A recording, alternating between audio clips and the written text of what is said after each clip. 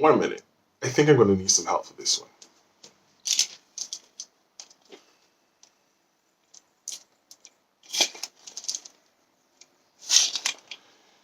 All right. There we go. Here in Barbados, we would have faced our second lockdown in this global pandemic, this global COVID-19 pandemic. And at the beginning of the lockdown, when we knew that it was coming, I made a decision to myself. I told myself I'm going to use this time, I'm going to use it differently. So last time when that first lockdown would have happened, I tried to exercise, I did all these other things, I tried to read books, and I was successful in doing it, but I wanted to challenge myself this time. I wanted to do something that I always wanted to do, and within the confines of being locked down to our house, locked down to our homes and locked down to our houses, I can still accomplish this task. I can still try something maybe different, maybe a little new, maybe something that I was good at maybe a while ago and I just, never pursued. So I would take up whatever that task is and try something in it, try to learn some part of it, try to master some aspect of it, try to learn something new, and do something fun as well, something that I would enjoy. So I decided that what I would do is that I would build, I'm not sure the exact term or the correct term for what they're called. We call them bed benches. Bed benches. That's technically a very practical description of what it actually is, where it actually goes, and what it actually does. But I said I wanted one. I wanted to build one. Some time ago, my father would have built one for my mom, as she wanted one for her room. But I said I wanted to take this one a step further. I wanted to do my own version, my own size, my own dimensions, my own style.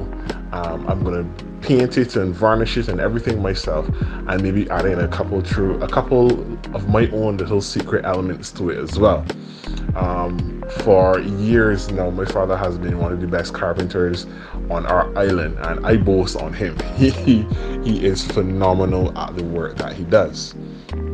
And I always told myself it would be a shame if I spend all my life doing all these different things, learning about ministry, learning about agriculture and all this other stuff that I would have studied, and even working in the bank to the point where I'm starting to learn finance, and I never learned my father's trade. So I kind of challenged myself that would be my task. That would be the thing that I'll go after. I would take this bed bench, I'll take the idea to him, and I would get him to show me the ropes, show me how to do certain things. There years ago in secondary school, I would have studied what was it called? Woodwork. We would have done the woodwork course, and I remember building a CD holder and somewhat of a table. I actually still have them at home, things that we built in class. But I wanted to take this a step further, to a bigger project, take on something much larger than I would have before, and even challenge myself. And I do find creating, in this aspect, an interest of mine. Is something I've always liked, I've always enjoyed. I didn't just do it because my father did it. But we spent so much of our time focusing on academics in school, focusing on education, at least for my generation, that I think it's also important for me to, even as I have the opportunity, as I have someone so skilled such as my father, to learn a trade. So that's what I did. I took up the opportunity to learn a little bit about my father's trade, because this is just skimming the surface. This time that we had at home, and I was excited about it, and I started that project, and the idea was to finish that project and see it done, and done well. I placed that particular project in God's hands. I know it may sound funny, it may sound menial, but it's a hobby. It's something I was doing for fun. It was something, it wasn't necessarily a need, but it was a want.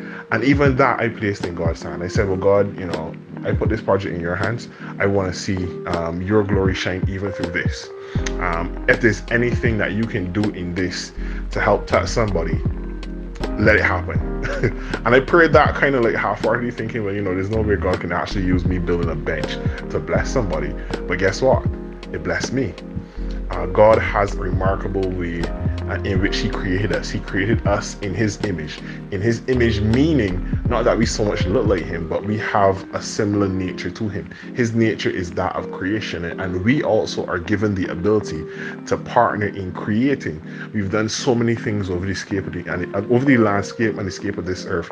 So many different things we've put our hands to, and we've made as a collective creation, as humanity. But even individually, we still have to create different tools, different things to go about everyday life. And I wanted to, and I kind of, what I was doing at the time, I didn't realize it. I was engaging in that creative process, and in some sense, taking a small step in part of my purpose, which is to create, which is to make, which is to be the one or partner with God in the process of creation. Sorry, creating, not creation. But yeah, and being a part of that process in a time that was so stressful, in a time that there was so much anxiety and fear around, I found peace. I found solace.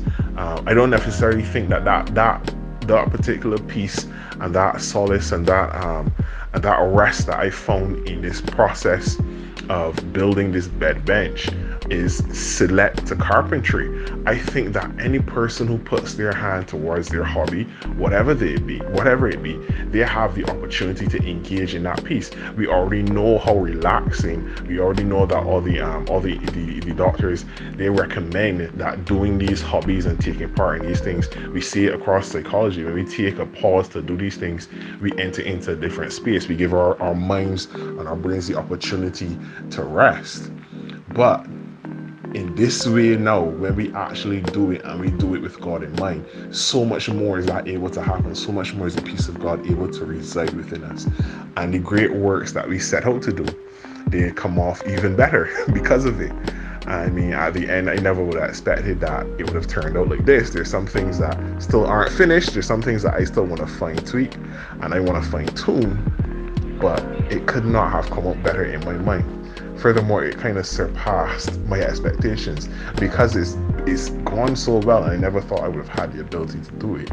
I actually kind of thought of a couple other ways to improve it. So I want to add a shelf now. I want to make sure to paint this. I want to make sure I do that. And all in all, it was a fantastic experience. It was a great experience. I could not believe that I was so blessed by doing something so simple. This is not a how-to video. This is not a tutorial on how I actually went about doing the project, but it's a testament that in being who we are supposed to be, in entering into a space where even in our hobbies, even in the pastimes that we do, when we step aside from the mundane of life and we put even the hobbies that God has given us, those small little talents that we don't figure we can bless anybody with, those things are important because we need to be able to bless ourselves. We need to have spaces where God can bless us. And it's amazing what comes out of spaces like that.